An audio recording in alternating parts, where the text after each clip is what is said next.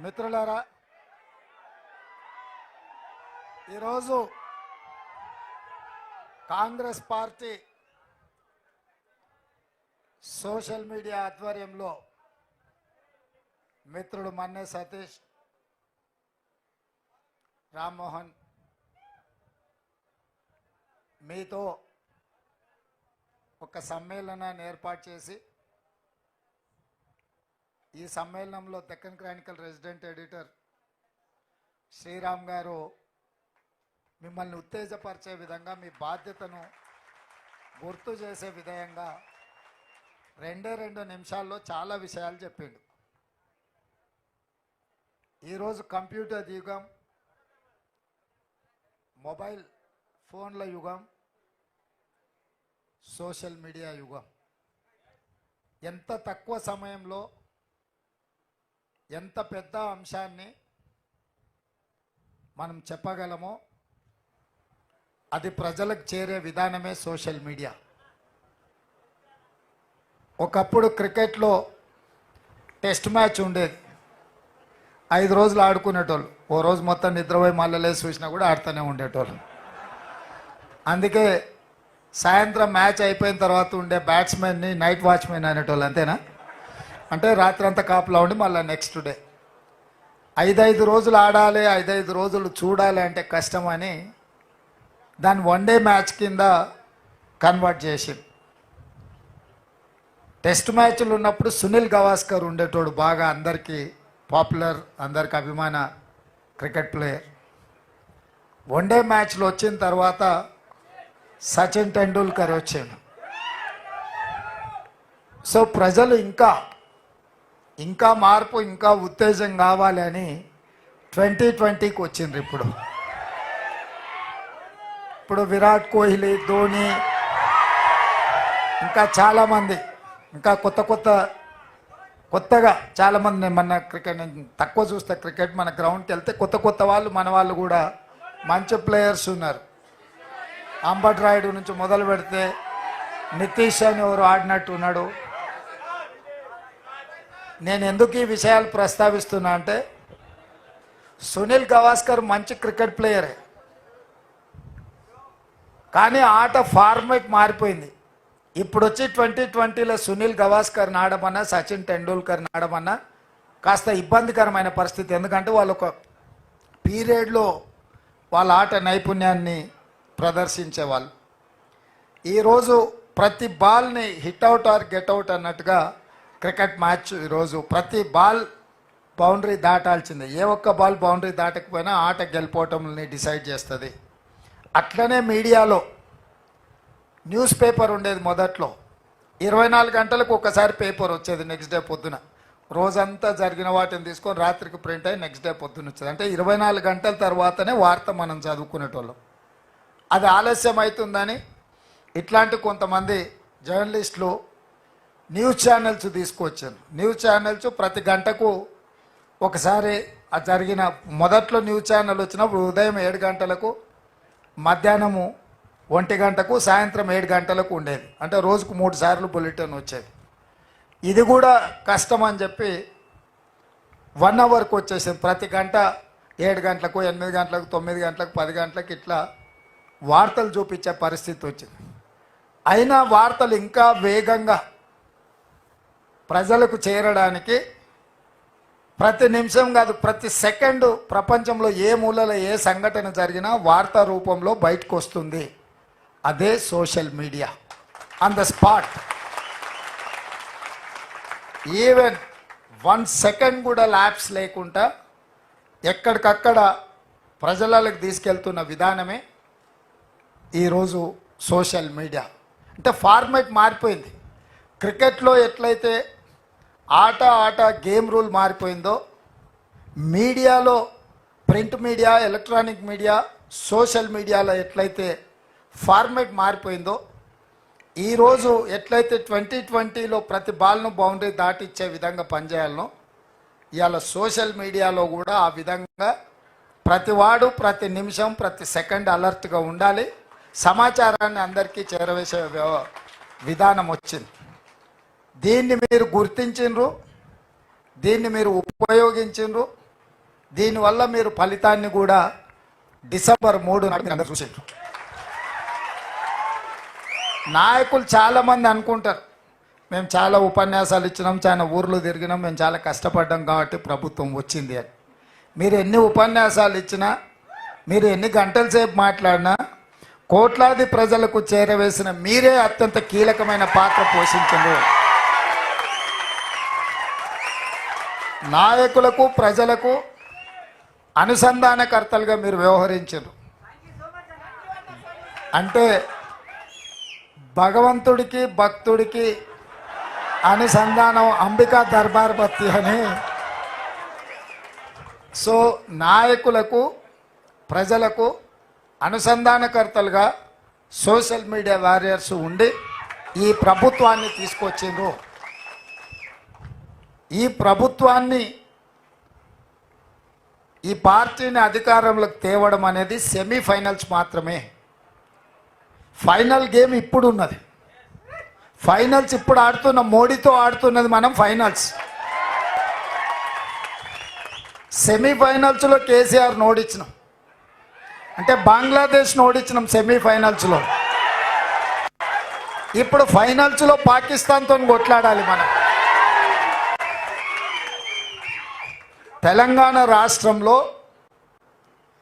Narendra Modi, Amit Shah, JP Nadda, చాలామంది వాళ్ళ నాయకులు తెలంగాణ మీద ముప్పేట దాడి చేసి మనల్ని ఓడించాలని, ఎట్లయినా సీట్లు సాధించాలని సొంత మనుషులనే కాకుండా కిరాయి మనుషులను కూడా పెట్టుకొని తప్పుడు వార్తలను ప్రసారం చేస్తూ ప్రజాస్వామ్యం మీద, మన పెద్దలు, మన పూర్వీకులు, మన ప్రభుత్వం ఇచ్చిన రిజర్వేషన్ల మీద దాడి చేస్తున్నారు. దానికి మతము లేకపోతే ప్రభుత్వ ఏజెన్సీలను వాళ్ళు ఉపయోగించుకుంటున్నారు. ఈ రెండు అంశాలను స్పష్టంగా ప్రజలకు చెప్పాల్సిన బాధ్యత మా సోషల్ మీడియా వారియర్స్ మీద ఉన్నది. శ్రీరామనవమి వస్తే అదొక పెద్ద సమస్య కింద చిత్రీకరించడానికి బీజేపీ ప్రయత్నం చేస్తుంది. మనందరం మన ఇళ్ళల్లో మన తండ్రులు, తాతలు, ముత్తాతలు శ్రీరామనవమి, హనుమాన్ జయంతి చేసుకోకుండానే పోసమ్మకు, మైసమ్మకు, ఎల్లమ్మకు కోడి గొయ్యకుట్ట, కళ్ళు గొయ్యకుట్టనే మనం ఇంత దూరం వచ్చినామా? తాతకు దగ్గు నేర్పినట్టు ఇప్పుడు కొత్త కొత్త వాళ్ళు తయారైన. బతుకమ్మ బోనాలకు ఉండెత్తేదేమో కవితమ్మ నేర్పినట్టు, శ్రీరామనవమి, హనుమాన్ జయంతి బండి సంజయో లేకపోతే ధర్మపురి అరవిందో, గుండో అరగుండో మనకు నేర్పినట్టుగా ఈరోజు వ్యవహరిస్తున్నారు. ఇట్లాంటి విషయాలను సమయస్ఫూర్తితోని తిప్పికొట్టాలి. ఒకే ఒక్క మాట 2-3 రోజుల నుంచి నేను చెప్తున్నా, దేవుడు గుడిలో ఉండాలి, భక్తి గుండెల్లో ఉండాలి. ఇది ఏ హిందూ అయినా గౌరవించే విధానము, పాటించే జీవన విధానం. దాన్ని రాజకీయంగా మలుపుకొని, రాజకీయ స్వార్థం కోసం వాడుకొని ఎన్నికలలో లబ్ధి పొందాలని బీజేపీ ఏదైతే ప్రయత్నం చేస్తుందో దాన్ని తిప్పికొట్టాల్సిన బాధ్యత మనందరి మీద ఉన్నది. ఇక రెండవ విషయం, బీజేపీ భావజాలము ఆర్ఎస్ఎస్ నుంచి వచ్చిన భావజాలం. ఆర్ఎస్ఎస్ విధానము ఈ దేశంలో రిజర్వేషన్లు రద్దు చేయడం. భారతీయ జనతా పార్టీ విధానము ఈ దేశంలో ఉండే ఎస్సీ, ఎస్టీ, ఓబీసీ, మైనారిటీ రిజర్వేషన్లను రద్దు చేయాలనేది వాళ్ళ విధానం.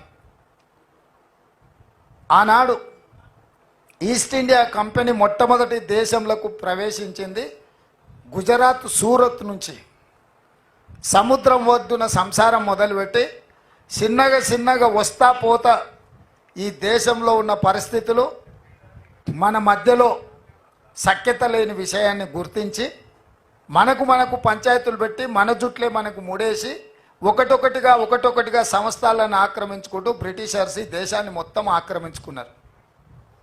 సేమ్ గుజరాత్ సూరత్ నుంచి బయలుదేరిన నరేంద్ర మోడీ, అమిత్ షా గారు కూడా బ్రిటిష్ విధానాన్ని పాటించి అధికారాన్ని ఉపయోగించి మన మధ్యలో ఉండే చిన్న చిన్న తగాదాలను పెంచి పెద్దవి చేసి ఈ దేశాన్ని ఆక్రమించుకోవాలనుకుంటున్నారు. బీజేపీ అంటే భారతీయ జనతా పార్టీ కాదు, బ్రిటిష్ జనతా పార్టీ. విధానాన్ని సిద్ధాంతాన్ని బ్రిటిషర్స్ నుంచే వీళ్ళు తీసుకున్నారు.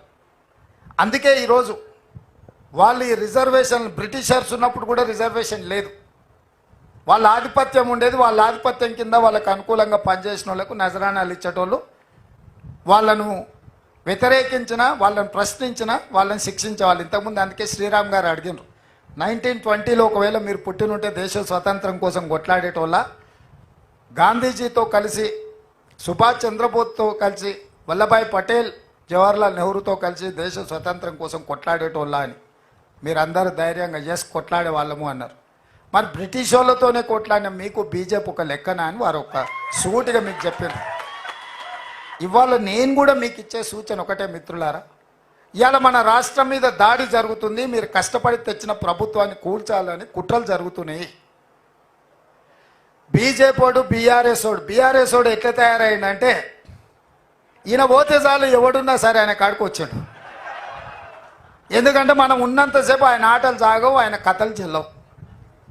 తండ్రి కొడుకులకు మనకు చూస్తేనే వాళ్ళ ఒంటి మీద పాములు జర్రులు వారికినట్టు, పాయింట్ పచ్చిగా అయినట్టు ఉన్నది. అందుకే వాళ్ళు ఎవరినైనా ఎవరితోనైనా కలుస్తారు. నిన్న కూడా కేటీఆర్ అంటున్నాడు, మాకు 12 సీట్లు ఎరిమే ఏడాదిలో ప్రభుత్వం ఎట్లా వస్తుంది? ఎవడు ఈడంతా అల్లాటప్పగా కూర్చొని మనం ఈడ, లేకపోతే అయ్య పేరు చెప్పుకోను అమెరికా నుంచి వచ్చినో అని ఏమన్నా వచ్చే కుర్చీలో కూర్చున్నామా? అందుకే అప్రమత్తంగా ఉండాలి, ఈ కుట్రల్ని తిప్పికొట్టాలి. రేపు జరగబోయే పార్లమెంటు ఎన్నికల్లో మీరందరూ లెక్క పక్క 14 లెక్క అనేది అన్నాడు కదా రామ్మోహన్.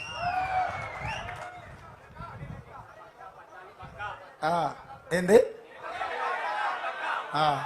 లెక్క పక్క 14 పక్క.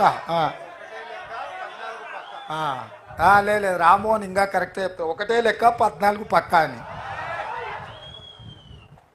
ఒకటే లెక్క 14 పక్క. మరి ఇది చెయ్యాలి అని అంటే మొన్నటి ఎన్నికల్లో కష్టపడ్డ అనుభవం, మొన్నటి ఎన్నికల్లో మనం సాధించిన ఫలితాలు, 100 మీటర్స్ రన్నింగ్లో మనం తాడును చేరుకున్న తర్వాత రిలాక్స్ అయిపోయి చిన్నగా ఇట్లూరికి కింద కూర్చుంటాం, ఎందుకంటే మనం రీచ్ అయినామని. ఇప్పుడు మన సోషల్ మీడియా వారియర్స్ కూడా సేద తీరుతున్నారు చెట్ల కింద కూర్చొని, ఇంకా గెలిచినాం కదా అని. అందుకే ఇప్పుడు మళ్ళీ లేచి అందరి సెలవులు క్యాన్సిల్ అయిపోయినాయి. సైనికులకు యుద్ధ వాతావరణం, యుద్ధ మేఘాలు కమ్ముకున్నప్పుడు సైనికులకు అందరికీ సెలవులు రద్దు చేసి అందరినీ సరిహద్దులకు రమ్మంటారు, అవునా? మీకు కూడా అందరికీ సెలవులు రద్దు అయిపోయినాయి. ఇక అందరు మీరు వచ్చి డ్యూటీ ఎక్కాల్సిందే. ఎక్కడోళ్ళక్కడ ఎక్కడికక్కడ అప్రమత్తంగా భవిష్యత్ కార్యాచరణ తీసుకొని ముందుకు వెళ్ళాలి.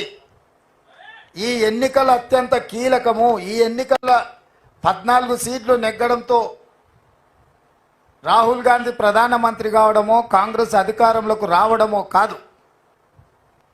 75 ఏళ్లలో 50 ఏళ్ల పైన మనమే అధికారం ఉన్నాం. రాహుల్ గాంధీ గారు ముత్తాత, నాయనమ్మ, నాయన అందరు ప్రధానమంత్రి పదవులు చూసారు. స్వతంత్రం వచ్చినప్పటి నుంచి సొంత ఇల్లు లేకుంటే ప్రభుత్వ బంగళాలనే ప్రధానమంత్రులుగానే వాళ్ళు ఉన్నారు. వాళ్ళకి పదవి కొత్త కాదు. కానీ ఎన్నికల గెలుపు ఎందుకు కీలకం అంటే, ఈసారి బీజేపీ వాళ్ళు అడుగుతున్న 400 సీట్లు వస్తే రాజ్యాంగంలో సమూలమైన మార్పులు తీసుకొచ్చి రిజర్వేషన్లు రద్దు చేయాలని కుట్ర జరుగుతుంది.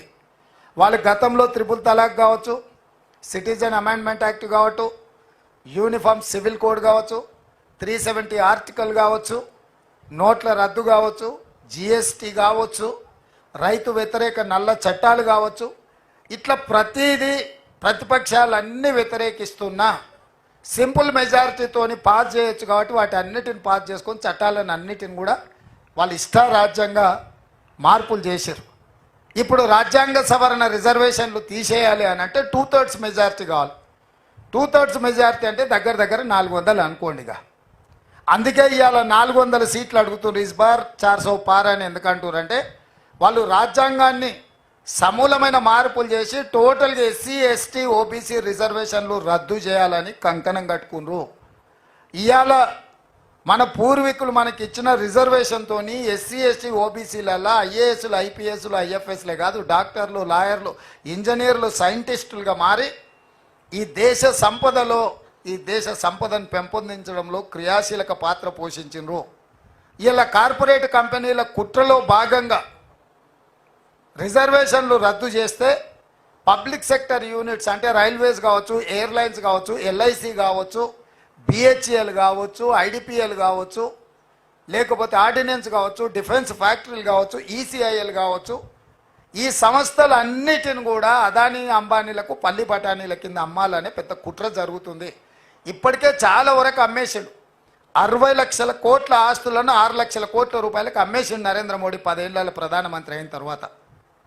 ఇంకొక అంశం, 14 మంది ప్రధానమంత్రులు 1947 నుంచి 2014 వరకు 67 ఏళ్లలో వాళ్ళు చేసిన అప్పు 55 లక్షల కోట్లు మాత్రమే. 2014 నుంచి 2024 10 ఏళ్లలో నరేంద్ర మోడీ చేసిన అప్పు 113 లక్షల కోట్లు. అంటే 67 ఏళ్ళు 14 మంది ప్రధానమంత్రులు చేసిన దానికంటే డబల్ అప్పులు చేసిండు నరేంద్ర మోడీ. ఇవాళ ఈ దేశము 1,168 లక్షల కోట్ల రూపాయల అప్పులో ఉంది. చంద్రశేఖరరావు 7 లక్షల కోట్ల అప్పు చేస్తే ఈరోజు భారతదేశం 168 లక్షల కోట్ల రూపాయల అప్పులో ఉంది. అందులో 113 లక్షల కోట్లు నరేంద్ర మోడీ గారే చేసిండ్రు. ఈ డబ్బు ఎక్కడికి పోయిందని లెక్కలు అడిగితే అది చెప్పడు. నేను అయోధ్యలో గుడి కట్టినా, లేకపోతే జై శ్రీరామ్ అని నేను స్లోగన్లు ఇచ్చిన, లేకపోతే జై హనుమాన్ అంటాడు, ఇంకోటి అంటాడు. అసలు పైసలు ఎక్కడ పోయినాయని మనం అడుగుతుంటే ఆయన ఇట్లాంటి మాటలు మాట్లాడించి ఒక ఎమోషన్ని క్రియేట్ చేసి వాస్తవాలను చర్చించకుండా, సేమ్ కేసీఆర్ కూడా ఇట్లనే పైసలు ఏడుకోయినవా, అప్పులు ఎందుకు చేసినవా అంటే జై తెలంగాణ అనేటోడు. జై తెలంగాణ కాదని ఎవరు అన్నారు? జై శ్రీరామ్ కూడా ఎవరు కాదా అంటారు? లెక్కలు అడిగే వరకల్లా ఆయన అడ్డం పెట్టుకోనికే ఇలా ఇట్లా తయారాడు. లాలూ ప్రసాద్ ఓ మాట చెప్పిండు. ఓ గాడిద ఉన్నది రజకునికి. ఆ గాడిద మీద ఒక దుప్పటి ఉన్నది, దుప్పటి మీద శ్రీరాముడు బొమ్మ ఉన్నది. అది ఊరిలో ఏ చేను మేయడానికి పోయినా ఎవరేమనేటోళ్ళు కాదు, దాని మీద దేవుడు శ్రీరాముడు కనిపించదు కాబట్టి దండం పెట్టేటోళ్ళు. గాడిద అనుకున్నది, అబ్బా ఈ ఊర్లో అందరు నన్ను చూస్తే భయపడతారు, నేనంటే భక్తి, అందరు దండం పెడతారు అనుకున్నాను. ఓ రోజు ఇట్లనే దొంగ చేను మేయడానికి పోయినప్పుడు ఆ దుప్పటి చెట్టుకు తగిలి అది పోయింది. దాని మీద కప్పిన దుప్పటి లేదు, దేవుడు కనిపించలేదు. పోయి చేనులో పడంగానే గుత్ప తీసుకొని కొడితే దాన్ని నడుము ఇరిగింది. అంటే గాడిద కూడా రాముడిని దుప్పటిగా మార్చుకొని మీద కప్పుకుంటే మన ప్రజలు మంచోళ్ళు కాబట్టి చేను మేసినా కూడా దానికి దండం పెట్టిర్రు. ఇవాళ కూడా బీజేపీ వాళ్ళు రాముడి ముసుగేసుకొని తిరిగినంతకాలం పెట్టిర్రు. ఇవాళ ముసుగు తొలగిపోయింది. ఇక బీజేపీ వాళ్ళ నడుము ఇరిగేది ఒకటే పెండింగ్ ఉంది ఎన్నికలల్లా. అందుకే మిత్రులారా, మనమందరం అప్రమత్తంగా ఉండాలి. మన పూర్వీకులు మనకిచ్చిన ప్రజాస్వామ్యాన్ని, మనకిచ్చిన రాజ్యాంగాన్ని, మనకిచ్చిన ఎస్సీ ఎస్టీ ఓబీసీ మైనారిటీ రిజర్వేషన్లను కాపాడుకొని ఈ దేశంలో మన భవిష్యత్తు ఉజ్వలంగా ఉండాలి, మనకు రక్షణ కలగాలి అనే అంశం మీదనే ఈ ఎన్నికలకి వెళ్తున్నాం. ఇది స్పష్టంగా ప్రజల దగ్గరికి తీసుకెళ్ళండి. చెప్పండి స్పష్టంగా ప్రజలకు. దేవుడు గుడిలో ఉండాలి, భక్తి గుండెల్లో ఉండాలి తప్ప పోలింగ్ బూత్లో రాజకీయ వ్యవహారాలకు దేవుడిని వినియోగించకూడదు అన్న సంగతిని స్పష్టంగా మన మీడియా, సోషల్ మీడియా ద్వారా ప్రజలకు వివరించి 10 సంవత్సరాలు కేసీఆర్, 10 సంవత్సరాలు నరేంద్ర మోడీ, ఒక ఆయన ముఖ్యమంత్రి, ఇంకొక ఆయన ప్రధానమంత్రికి కొనసాగినారు. వాళ్ళు మూడోసారి పదవులలో కూర్చుంటారంట. కానీ 100 రోజుల్లో 6 గ్యారెంటీలలో 5 గ్యారెంటీలు అమలు చేసినా మనం దిగిపోవాలంట. 100 రోజుల్లో పనిచేసిన ప్రభుత్వమే పడిపోవాలంట. 10 ఏళ్ళు పనులకి ఇచ్చిన వీళ్ళేమో మూడోసారి మళ్ళీ కుర్చీలో కూర్చోవాలంట. చెప్పండి, ఈ 10 ఏళ్ళలో మీరు చేసింది ఏంది? 100 రోజుల్లో మనం చేసింది ఏంది? నిన్నమన్నా నేను మన అన్న దూలం లెక్క పెరిగితే కాదు దూడకున్న బుద్ధాన్ని ఉండాలని హరీష్ రావు మొన్న అన్నాడు, నేను 15 ఆగస్టు లోపల 2 లక్షల రూపాయల రైతు రుణమాఫీ చేస్తాను. నేనంటే, రేవంత్ రెడ్డి నువ్వు 15 ఆగస్టు లోపల చేయకపోతే నువ్వు రాజీనామా చేయాలా, నువ్వు చేస్తే నేను ఎమ్మెల్యే పదవికి రాజీనామా చేసి మళ్ళీ సిద్దిపేటలో పోటీ చేయని అన్నాడు. నేను ఆ సవాల్ను స్వీకరించి, మంచిది హరీష్ రావు గారు, నీ సిట్టి జేబులో పెట్టుకో రాజీనామాది, 15 ఆగస్టు తర్వాత సిద్దిపేటకు నీ శని వదులుతుంది,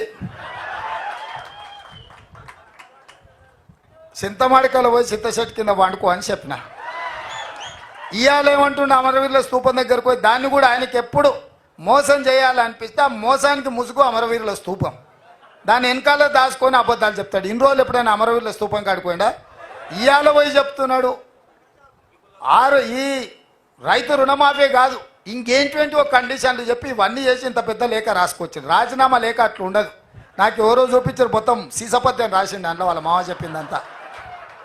రాజీనామా లేఖ ప్రిస్క్రైబ్డ్ ఫార్మెట్లో స్పీకర్ గారు ఒక ఫార్మెట్ ఇస్తాడు, దాంట్లో ఒక్క పదము పొల్లు పోయినా ఆ కాగితమే చెల్లదు. మళ్ళీ ఈయన సీసపద్యం అంతా రాసుకోవచ్చండి. సీసపద్యం నువ్వు రాజీనామా పత్రం చెల్తుందా? పెద్ద తెలివి అనుకుంటుండే ఆయన. తాటి సెట్టు లెక్క పెరుగుతే కాదు నాయన, మోకాళ్ళలో కాదు అరికాళ్ళకు పోయినట్టు నీ తెలివితేటలు హరీష్ రావు.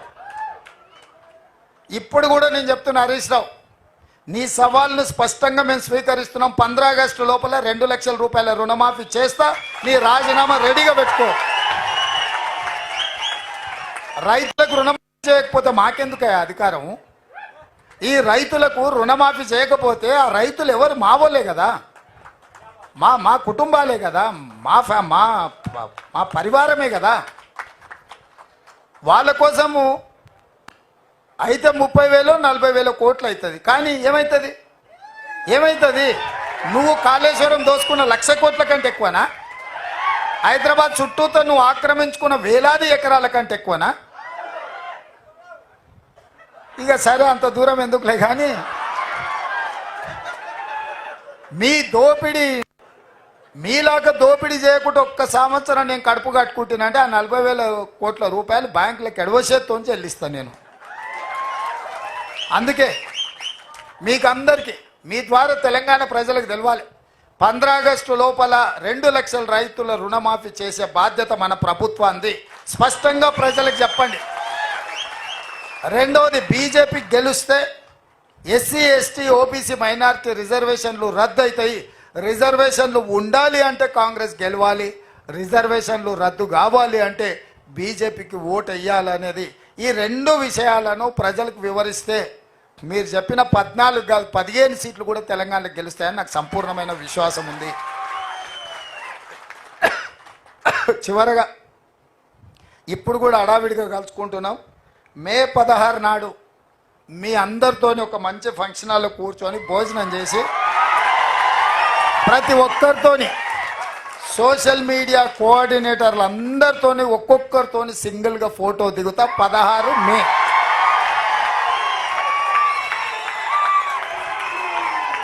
ఇది నా గ్యారంటీ. మే 16 నాడు మధ్యాహ్నము మన అందరం కలిసి లంచ్ చేసి అందరితోని ఒక్కొక్కరితోని మన సోషల్ మీడియా వారియర్స్ని అందరిని ఇవాళ రానోళ్ళని కూడా ఈ 20 రోజులు పనిచేయండి. 16 తారీఖు నాడు మీ అందరితో సింగిల్ ఫోటో దిగే బాధ్యత నాది అని తెలియజేస్తూ మీ అందరి దగ్గర సెలవు తీసుకుంటున్న. ఈ ప్రభుత్వం మీది, మీరు రెక్కల కష్టంతో ఏర్పడ్డ ప్రభుత్వం. ఈ ప్రభుత్వాన్ని కాపాడుకునే బాధ్యత కూడా మీదే అని తెలియజేస్తూ మీ దగ్గర సెలవు తీసుకుంటున్నా.